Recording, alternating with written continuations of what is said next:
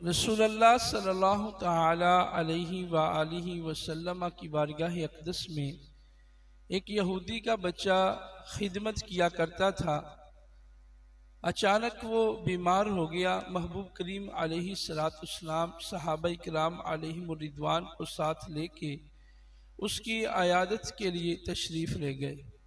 محبوب کریم علیہ السلام نے اس کا حال پوچھ کے تو آقا کریم علیہ السلام نے اسے ارشاد فرمایا کہ اسلام قبول کر لو۔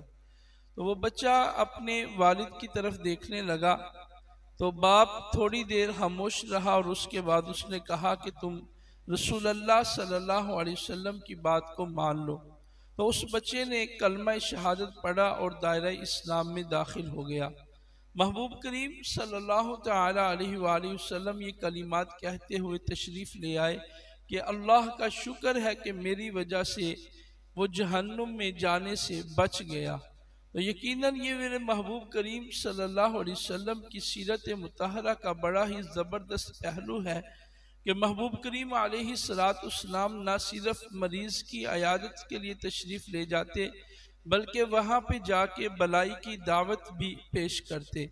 تو اس میں ہمارے لیے یہ درس ہے کہ جب بھی ہمارا کوئی عزیز کوئی قریبی بیمار ہو تو رسول اللہ صلی اللہ علیہ وسلم کی سیرت کو اپناتے ہوئے اس کی عیادت کے لیے جائیں اور اس کو اچھائی کی طرف بلائیں۔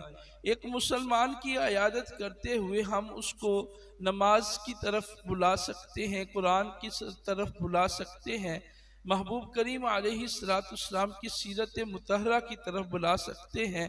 اور مریض کی عیادت کے لیے جاتے وقت یہ بات یاد رکھیے گا، مجبور ہو کہ نہیں کہ رشتہ داری نبھانی پڑتی ہے، جانا پڑتا ہے، نہیں، بلکہ اللہ کی رضا کے لیے جائیں۔